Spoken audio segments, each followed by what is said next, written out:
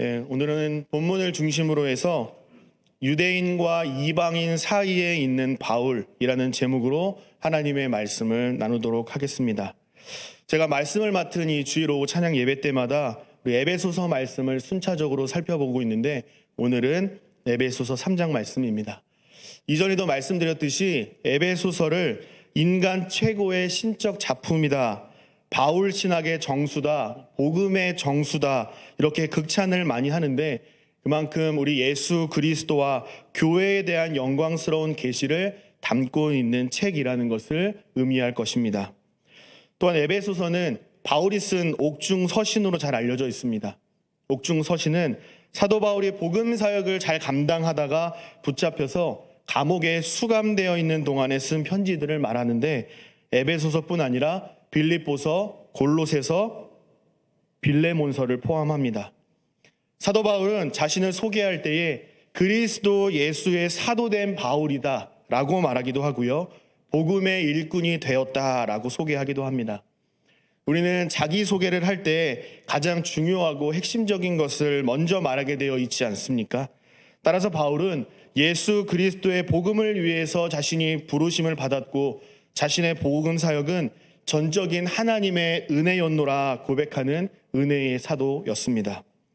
그는 평생토록 그리스도 예수의 은혜의 영광을 찬송하는 믿음의 본을 보이는 삶을 살았습니다. 바울만큼 복음에 미쳐 살았던 사람이 있었을까요? 바울은 복음이 필요한 곳이라면 어디든지 갔고요, 얼마든지 그곳에 머무르며 교회도 세우고 복음을 전하는 일에 전적으로 헌신했습니다.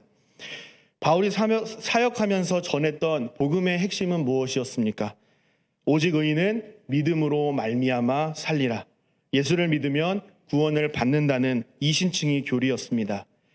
갈라디아서 3장 28절에 기록된 것처럼요, 유대인이나 헬라인이나 종이나 자유인이나 남자나 여자나 다 그리스도 예수 안에서 하나가 되어 어떠한 차별도 없이 평등하게 구원을 받게 된다는 복음을 바울은 선포했습니다. 바울이 전한 복음은 초대교회 당시에 SNS나 뉴스와 신문이 있었다면 대서특필할 만큼 바울이 주장한 이 이신칭의 교리는 정말 충격적인 소식이었습니다. 이방인의 관점에서 보면 혈통과 신분과 성별과 상관없이 아무 조건 없이 예수 그리스도를 통해 그분을 믿으면 이방인들도 하나님의 자녀가 되게 하셨다는 이 바울의 복음은 이방인들에게는 희소식이었습니다. 말 그대로 기쁜 소식이었고 복된 소식이었고 복음 그 자체였습니다. 전혀 불가능했던 구원을 향한 새로운 길이 열린 것이고 구원받아 새로운 삶을 살아갈 기회를 이방인들도 얻게 된 것이죠. 그러나 반대로 하나님의 성민이라고 여기며 스스로를 자랑스럽게 여긴 이 유대인들의 입장에서 보면 바울의 주장을 어떻게 받아들였을까요? 당연히 부정적으로 받아들일 수밖에 없습니다. 유대인들이 받아들이기에 좋을 리 없는 내용들로 가득했습니다. 이스라엘 선민 사상은 이 유대인들의 자존심이자 그들의 민족적 정체성이자 신앙의 뼈대와도 같았습니다. 그러니까 하나님의 백성이라는 선민 사상을 매우 중요하게 여겼기 때문에 바울의 주장을 결코 인정할 수 없었고요, 그들은 인정하기 싫었습니다. 게다가 바울이 전한 복음을 보면 이 유대인과 이방인이 한 자리에 함께 모여 예배할 수 있는 정도가 아니라 모두 차별 없이 하나님의 백성이 되게 하셨다라고 선언하기 때문에 유대인들은 당연히 반감이 들고 용납할 수 없고 분노하는 것이 어쩌면 당연해 보입니다. 이런 예를 한번 들어보면 어떨까요? 우리 오늘도 베델 찬양단이 멋지게 찬양 인도를 해주셨죠. 베델 찬양단에 입단하기 위해서는 성경을 일독을 해야 한다라는 이 베델만의 거룩한 문화가 있다고 들었습니다. 그래서 이 베델에 입단을 희망하는 자들이 창세기부터 성경을 좀 막 읽고 있었는데 어느 날 갑자기 이창훈 장로님께서 올라오셔서 오늘부터 베델에 입단하려면 성경 일독은 안 해도 된다, 그냥 하고 싶은 사람 아무나 마이크 들고 서면 된다 라고 복음을 선포하신다면 가장 반발할 사람이 누구겠습니까? 베델에 들어오고 싶은 사람이겠습니까? 아니면 베델에 들어오기 위해서 책을 읽기 시작하고 이미 성경 일독을 하고 베델에 섬기고 있는 사람 중에 누가 더 반발하겠습니까? 맞습니다. 2번입니다. 마찬가지였습니다. 유대인들이 이처럼 당연히 바울이 주장한 이신층의 교리를 반발할 수밖에 없는 것은 당연할 것입니다. 지금 유대인들이 지금 그렇다는 것입니다. 어쨌든 결코 하나가 될 수 없는 이 유대인과 이방인이 복음으로 말미암아 그리스도 예수 안에서 하나가 되었다는 소식은 서로 다른 입장에서 충격적인 소식이었고, 복음이 가진 능력과 복음이 가져온 이 놀라운 변화들을 보여주기에 충분한 교리였습니다. 이런 배경 속에서 바울은 오늘 본문 1절에서 이렇게 고백합니다. 이러므로 그리스도 예수의 일로 너희 이방인을 위하여 갇힌 자 된 나 바울이 말하거니와 라고 말합니다. 바울은 이러므로, 이것 때문에, 이러한 이유로 내가 지금 갇혀 있다, 갇힌 자가 되었다 라고 자신의 상황과 처지를 알리고 있습니다. 넓은 의미로는 에베소서 2장 전체 말씀을, 좁게는 우리가 지난주에 살펴본 에베소서 2장 19절부터 22절까지 기록된 이 하나님의 구원 사역의 결과와 연결을 해서 오늘 본문을 기록하고 있습니다. 지난 시간에 살펴본 에베소서 2장의 핵심 내용은 무엇이었습니까? 허물과 죄로 죽었던 너희를 살리셨고, 이 일은 우리의 자격과 노력과 신분으로 쟁취한 것이 아니라 예수 그리스도의 은혜에 의하여 하나님의 선물로 구원을 받은 것이라 바울은 분명하게 선언했습니다.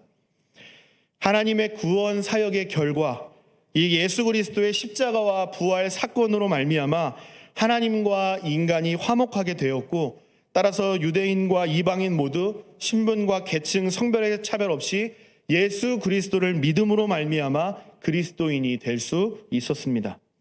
바울은 이 그리스도 예수의 일 때문에 지금 감옥에 갇혀 있다고 말합니다. 바울을 향한 그리스도 예수의 일은 이방인을 위한 일이었습니다. 하나님의 강권적인 부르심으로 말미암아 이방인을 위한 예수 그리스도의 사도가 되었고, 복음의 일꾼으로서 실제로 열심히 복음을 전하다가 나는 지금 감옥에 갇혀 있다라고 말합니다. 여러분, 혹시 바울이 지금 자신의 처지를 말하면서 어떤 마음가짐으로, 또 어떤 어조로 자신이 갇혀 있다라고 말하는 것처럼 느껴지십니까? 자신의 신세를 한탄하고 지난 과거를 후회하고 있을까요? 아니면 자랑스럽게 여기고 있을까요? 사실 질문 자체가 굉장히 어리석은 질문인데요. 놀랍게도 바울은 지금 매우 당당하면서도 자랑스러운 어조를 보이고 있습니다. 인간적인 관점으로 보면 바울의 지금 상황은 억울하고 분한 상황이 틀림없습니다. 그러나 놀랍게도 바울은 지금 매우 당당하면서도 자랑스러운 어조를 보이고 있습니다. 우리식으로 표현해 보면 좀 이렇게 각색을 할 수 있을 것 같습니다. 좀 잘 들어보십시오. 하나님의 구원 사역을 위해 헌신했는데 나의 사업장이 망했습니다. 열심히 복음을 전했는데 가족도 친구도 다 잃고 빈털터리 외톨이 신세가 되었습니다. 하나님께서 뜻하신 바가 있어서 순종했는데 건강을 모두 잃었습니다. 하지만 나의 실패와 절망이 하나님의 복음이 진전되는 일에 사용될 것을 나는 믿기 때문에 도리어 감사하고 영광스럽습니다. 라고 바울이 고백하는 것과 같습니다. 바울의 편지의 내용을 살펴볼 때에 우리는 왜 바울처럼 살지 못할까 자책하기보다는요, 이 사도 바울은 어떻게 억울한 고난 가운데에서도 복음의 가치를 인정하며 당당한 태도를 유지하며 복음에 합당한 삶을 살아갈 수 있었을까? 혹시 바울은 우리가 몰랐던 무언가를 알고 있지는 않았을까? 우리의 마음과 우리의 손에는 들려있지 않았던 무언가를 바울은 소유하고 있지 않았을까? 오늘 본문에 기록된 바울의 모습을 함께 살펴보면서 우리 신앙생활의 교훈으로 삼으면 좋겠습니다. 오늘 본문 1절과 2절 말씀을 우리 한 목소리로 다시 한번 읽어보도록 하겠습니다. 1절, 2절 말씀입니다. 시작. 이러므로 그리스도 예수의 일로 너희 이방인을 위하여 갇힌 자 된 나 바울이 말하거니와.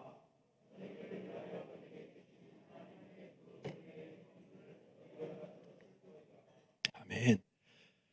여러분, 바울이 환난 중에서도 낙심하지 않을 수 있었던 이유는 무엇이었을까요?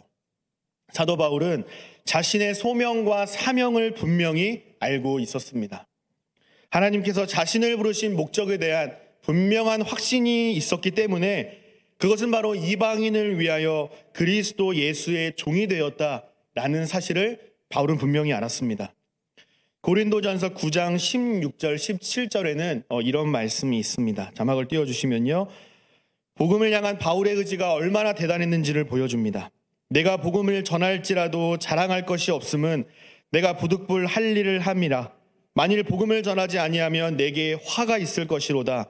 내가 내 자의로 이것을 행하면 상을 얻으려니와 내가 자의로 아니한다 할지라도 나는 사명을 받았노라 라고 말합니다. 복음을 전하는 것이 나를 드러내거나 내 의를 자랑하는 것이 아니라 복음을 위해 부름받은 하나님의 종이라고 지금 표현하고 있습니다. 복음을 전하는 것이 나의 자랑거리가 아니라 자신은 칭찬받을 만한 대단한 일을 한 것이 아니라 주를 위해 마땅히 내가 해야 할 사명, 즉 복음을 전하는 일을 했을 뿐이다 라고 겸손하게 말하고 있는 것입니다. 빌립보서 3장 12절에도 보면 자신을 부르신 하나님의 은혜를 감사하는 이 바울의 모습을 볼 수 있는데요. 내가 이미 얻었다 함도 아니요 온전히 이루었다 함도 아니라 오직 내가 그리스도 예수께 잡힌 바 된 그것을 잡으려고 달려가노라 라고 말합니다. 이미 얻은 것도 아닙니다. 온전히 이룬 것도 아닙니다. 이루는 과정 중에 있습니다. 그저 그리스도 예수께 잡힌 바 된 그것을 잡으려고 저는 매일매일 달리기 할 뿐입니다 라고 고백하는 것이죠. 그리스도 예수께 잡힌 바 된 그것은 과연 무엇일까요? 자신의 유익과 자신의 안전을 보장해 줄 수 있는 어떤 것을 구하는 것이 아니라 사람들이 비록 꺼리는 일이라고 할지라도 하나님께서 하라고 하시면 그것이 하나님께 영광이 되는 일이라고 한다면 주님을 닮아 주님의 길을 기꺼이 따라가겠노라고 지금 바울은 신앙 고백을 드리고 있는 것입니다. 이어서 빌립보서 3장 14절에서도 이런 고백을 합니다. 표대를 향하여 그리스도 예수 안에서 하나님이 위에서 부르신 부름의 상을 위하여 달려가노라 라고 바울은 고백합니다. 바울은 하나님의 은혜가 나를 찾아왔기 때문에 맡겨주신 사명을 잘 감당하기 위해서 최선을 다하는 삶을 살아갈 뿐입니다 라고 바울은 고백하고 있는 것입니다. 사랑하는 성도 여러분, 바울은 어떻게 오직 복음, 오직 예수의 삶을 살아갈 수 있었을까요? 바울의 말과 행동, 복음을 위한 삶을 살아가도록 지탱해주는 그 힘과 근원은 무엇이었을까요? 하나님께서 나를 부르셨다라고 하는 이 소명감과 내게 맡겨주신 사명이 있다라는 이 분명한 사명감의 확신이 있었기 때문에 바울은 이런 삶을 살 수 있었던 것입니다. 사랑하는 여러분, 여러분 하나님께서 나를 부르셨다라는 이 부르심의 확신이 있으십니까? 하나님께서 나에게 맡겨주신 분명한 사명이 있다라는 사실을 인정하며 신앙생활을 하고 계십니까? 이 본질적인 질문 앞에 우리는 분명하고 확실한 대답을 가지고 있을 때에 우리는 결코 흔들리지 않는 신앙생활을 할 수 있습니다. 코로나 2년간 이 지속되는 상황 가운데 우리에게 가장 필요한 것은 무엇일까요? 지금 이 시점에 우리에게 가장 필요한 것은 무엇일까요? 코로나가 속히 회복되어 종식되는 일일까요? 그것도 물론 맞습니다. 하지만 여러분, 우리에게 당장 필요한 것은 지금보다 더 나은 환경과 상황이 아닐 수 있습니다. 코로나가 종식되는 것이 1순위가 아닐 수 있습니다. 목사님, 그러면 뭐가 필요할까요? 네, 또한 코로나로 많은 분들이 어려워하지 않도록 속히 회복되기를 바라고 저도 기도하고 있습니다.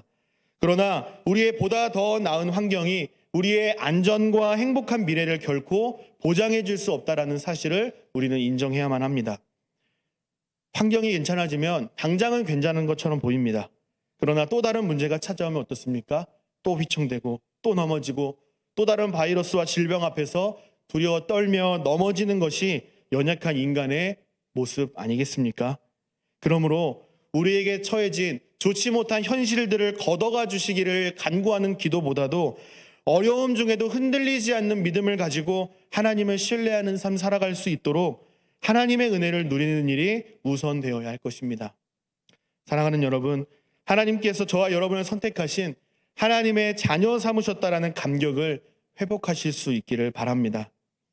하나님께서 우리를 선택하셨다라는 말은요, 하나님의 손에서 결코 빠져나와서 우리는 결코 도망할 수 없다라는 뜻이고요. 구원이 완성될 때까지 우리를 책임지시겠다라는 말입니다. 그러므로 하나님의 말씀에 순종하며 하나님을 신뢰하며 살아가는 자들에게는 시편 1편에 기록된 복을 주실 것이다 라고 말씀합니다. 우리 시편 1절부터 3절까지의 말씀을 한 목소리로 한번 읽어보도록 하겠습니다. 시작. 복 있는 사람은 악인들의 꾀를 따르지 아니하며 죄인들의 길에 서지 아니하며 오만한 자들의 자리에 앉지 아니하고 오직 여호와의 율법을 즐거워하여 그의 율법을 주야로 묵상하는도다.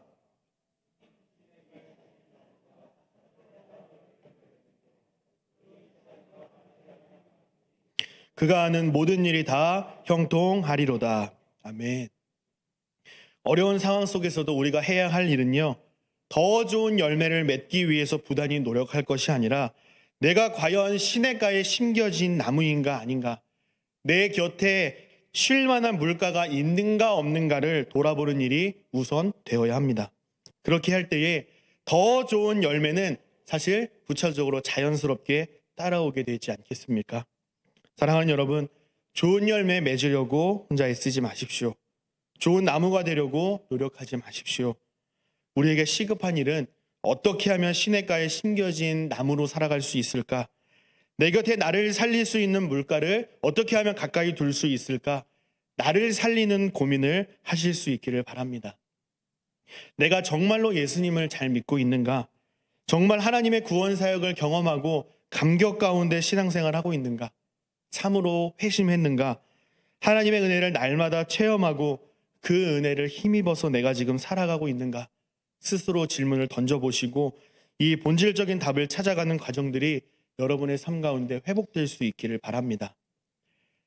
너무도 중요한 이 본질적인 질문에 대한 답을 찾게 되면요, 하나님께서 나를 부르신 목적이고 나의 사명은 무엇인지 확인할 수 있습니다. 동시에 나의 연약함과 부족한 부분들, 또한 믿음 없음이라는 현실을 마주할 수도 있습니다. 마음이 아플 수도 있고 허무하고 힘이 빠질 수도 있습니다. 그러면 어떻게 해야 될까요? 다시 시작하시면 됩니다. 그 자리에서 하나님을 붙드시면 됩니다. 하나님 앞에 나아가 은혜를 구하시면 됩니다.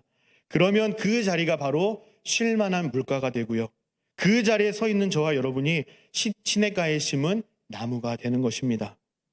사랑하는 여러분, 이내고 썩어질 없어질 이 세상의 것을 구하기보다 비록 눈에 보이진 않지만 우리를 안전하게 보호하고 살리고 열매 맺도록 우리의 삶을 책임지실 수 있는 하나님을 굳게 붙잡고 하나님께서 주신 사명 붙잡고 나아갈 수 있는 저와 여러분 되시기를 간절히 바랍니다. 이제 사도 바울은 3절 4절에서 자신의 믿음을 지탱해주는 근원에 대해서 다시금 설명하는데, 하나님의 계시 곧 그리스도의 비밀을 통해서 하나님의 뜻과 계획을 말씀해 주셨다고 말합니다. 바울은 하나님께서 하나님의 경륜을 깨닫게 하셨기 때문에 그대로 말미암아 예수 그리스도의 복음이 일꾼이 될 수 있었다고 말합니다.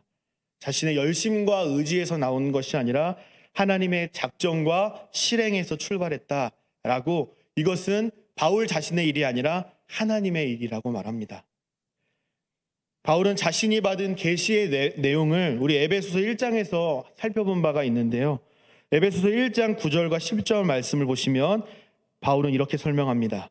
그 뜻의 비밀을 우리에게 알리신 것이요, 그의 기뻐하심을 따라 그리스도 안에서 때가 찬 경륜을 위하여 예정하신 것이니 하늘에 있는 것이나 땅에 있는 것이 다 그리스도 안에서 통일되게 하려 하심이라 라는 말씀입니다.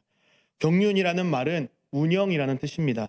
하나님께서 자신이 계획하신 바를 어떻게 운영하시며 그것을 이루어 가시는지를 잘 보여주는 표현이 경륜입니다. 하나님의 경륜, 하나님께서 계획하신 것은 모두 그리스도 안에서 하나 되게 하신 일이라 바로 말합니다. 골로새서 1장 20절에서도 보충해서 설명해 주고 있는데, 그의 십자가의 피로 화평을 이루사 만물 곧 땅에 있는 것들이나 하늘에 있는 것들이 그로 말미암아 자기와 화목되게 되기를 기뻐하심이라 라고 말합니다. 바울은 구약 시대에는 어느 누구에도 밝혀지지 않았던 이 하나님의 경륜이 이제는 성령으로 말미암아 예수 그리스도를 통한 하나님의 구원 계획이 선포되었고, 이로써 그리스도 안에서 하나가 되게 하셨다라고 말씀합니다. 계시가 드러났다라는 말은 마치 뚜껑이 열렸다는 말과 같습니다. 문이 열렸다라는 것과 같습니다.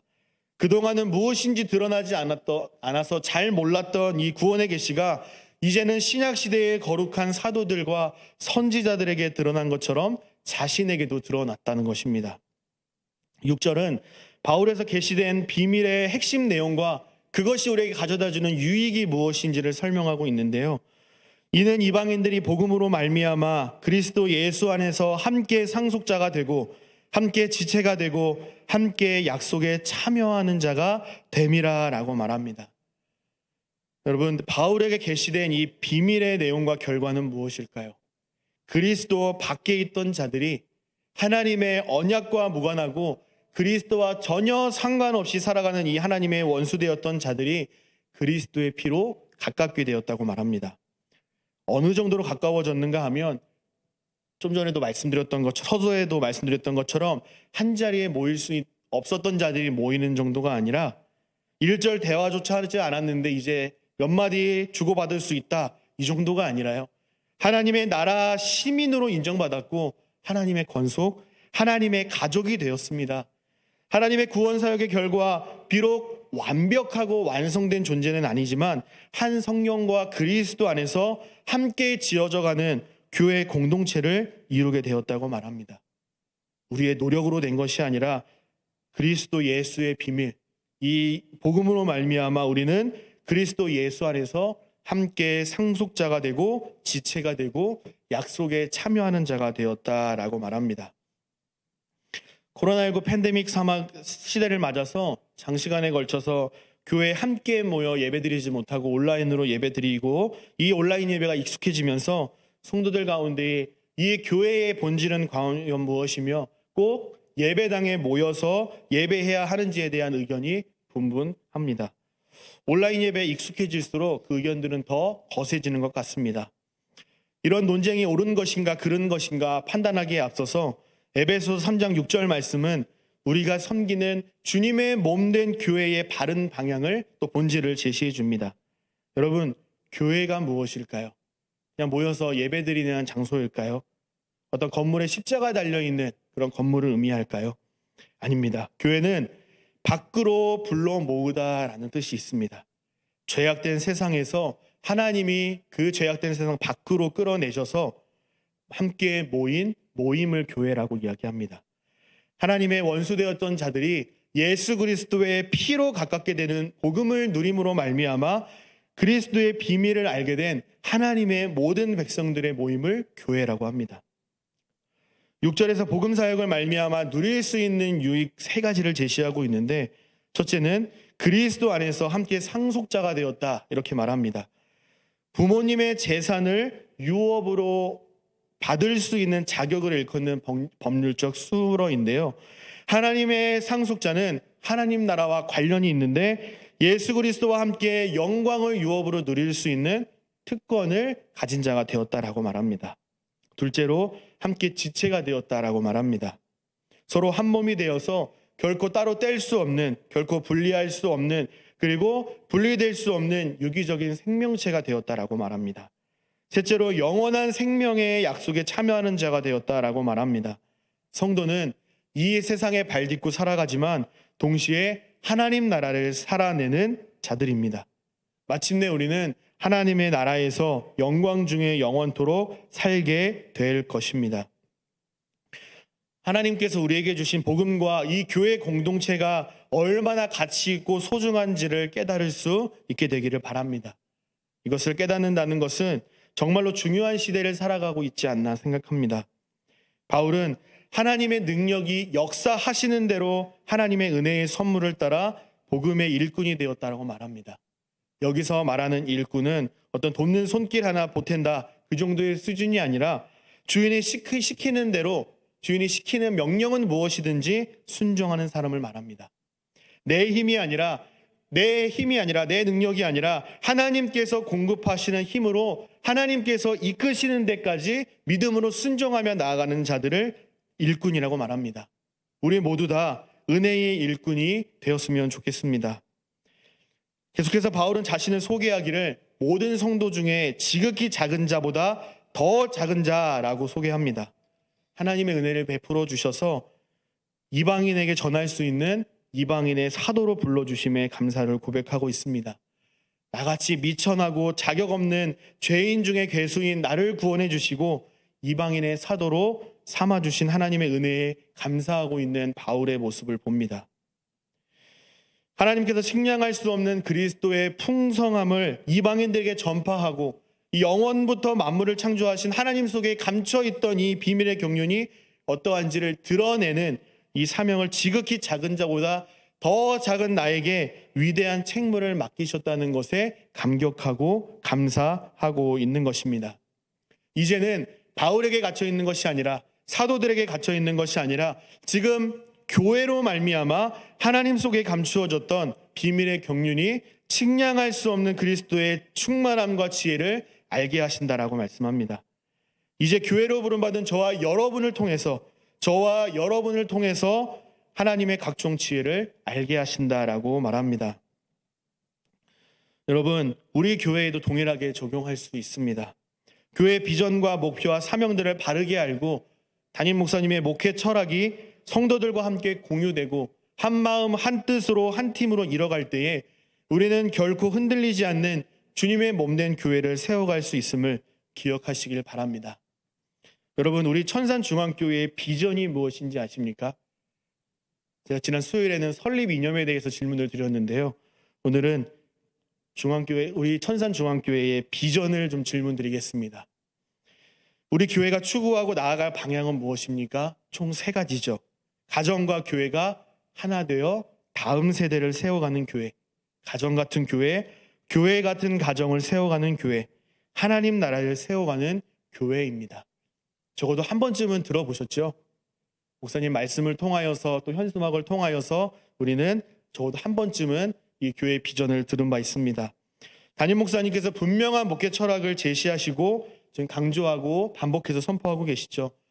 또 실제로 내년에는 실질적인 변화와 움직임들을 기대하면서 준비하는 과정 가운데 있습니다. 교회가 추구하는 분명한 목표와 사명이 있기 때문에 우리 코로나 팬데믹 상황에도 담임 목사님과 교육자들은 세미나를 듣고 공부하고 책을 읽으면서 공부하고 주일 오후 예배 때 가정별로 또 줌으로 만나서 함께 예배도 드리면서 상황은 좀처럼 좋아지지 않을지라도 오히려 길을 내고 준비하고 도약하는 기회로 활용했지 않습니까? 그리고 마침내 때가 되어서 이제 몸을 이렇게 세우고 달리고 점프할 수 있는 시기가 다가오고 있습니다. 우리에게 필요한 것은 무엇일까요? 함께 뛰어줄 수 있는 사람이 필요합니다. 사랑하는 여러분, 바울이 붙들었던 사명을 저와 여러분도 함께 붙잡아 주실 수 있기를 바랍니다. 혹자는요, 한국이 선교사를 많이 파송하는 선교사 파송국이 아니라 오히려 이제는 복음을 들어야 할 선교지다라는 오명까지 얻고 있습니다. 심지어 한국 교회가 선교지다라고 말씀하시는 분들도 있고요. 이제는 한국 교회뿐만 아니라 한국에 있는 모든 가정들이 곧 선교지다, 선교지로 확대되어야 한다라고 말하기도 합니다. 저는 필리핀의 단기 선교를 같은 곳에 4번 정도를 다녀온 적이 있습니다. 그래서 한국으로 돌아오기 전에 선교사님과 우리 단기 선교 팀원들과 함께 예배를 드렸을 때에 저희에게 해주셨던 말씀이 저는 아직도 생각이 납니다. 어떤 말씀을 해주셨냐면요. 여러분이 먼 땅 한국에서 이 필리핀에 단기 선교를 왔지만 복음을 들고 복음을 전해주러 이 땅에 왔지만 사역을 마치고 돌아가는 이 순간은 우리 필리핀 사람들이 사역자들이 제가 여러분을 한국의 선교사로 파송합니다. 한국에서 복음을 가진 자로서 복음을 들은 자로서 복음을 맡은 자로서 여러분이 먼저 살아낼 뿐만 아니라 복음을 전하는 선교사의 사명을 잘 감당해 주실 수 있기를 바랍니다. 라고 당부의 말씀을 해주셨던 그 말씀이 아직도 저는 기억합니다. 그래서 저는 한국의 선교사다라고 생각하며 사역에 임하고 있습니다. 사랑하는 여러분, 여러분이 이 시대의 바울입니다. 유대인과 이방인 사이를 잇는 이 복음의 일꾼된 바울처럼요, 우리에게도 같은 사명이 있다는 사실을 여러분이 마음속에 새기셨으면 좋겠습니다. 그리고 교회가 나아가는 그 방향에 같은 뜻을 갖고 함께 뛰어주셨으면 좋겠습니다. 복음으로 가정을 세우는 일, 지금까지 해보지 않고 새롭게 시작하는 일, 이것은 쉽지 않은 일입니다. 가정에서 부모들의 영적 리더로 세워지는 일은 쉽지 않은 일입니다. 그러나 우리가 반드시 해야 하는 매우 중요하고 시급한 하나님께서 우리에게 맡겨주신 사명입니다. 가정과 교회가 하나 되어 다음 세대를 세워가는 일에 함께 힘을 실어주시고 협력해 주시기를 간절히 바랍니다. 끝으로 사도 바울은 12절 13절에서 이렇게 말씀합니다. 우리가 그 안에서 그를 믿음으로 말미암아 담대함과 확신을 가지고 하나님께 나아감을 얻느니라. 그러므로 너희에게 구하노니 너희를 위한 나의 여러 환난에 대하여 낙심하지 말라. 이는 너희의 영광이니라 라고 말합니다. 바울의 옥의 갇힘이, 바울이 겪는 이 수많은 고난과 어려움들이 소모적이고 낭비적인 어려움이 아니라 그리스도 영광에 참여하는 이름을 잘 믿기에 낙심하지 말고 이방인을 섬기는 복음의 일꾼이 된 것을 영광스럽고 진정 감사하게 여기고 있음을 바울은 고백하고 있습니다. 주 안에서 사랑하는 여러분, 주를 향한 하나님 나라를 향한 가정과 교회를 세우기 위한 우리의 결심과 헌신을 드릴 수 있는 일이 영광스럽고 감사하며 나에게 주신 짐이 아니라 최고의 기회요 복이라는 사실을 인정하시고 그리스도 예수 안에서 복음을 맡은 자로서 담대하게 끝까지 우리에게 맡겨주신 사명을 잘 감당하는 천산의 모든 가족들이 되시기를 주님의 이름으로 간절히 소망하고 부탁드립니다.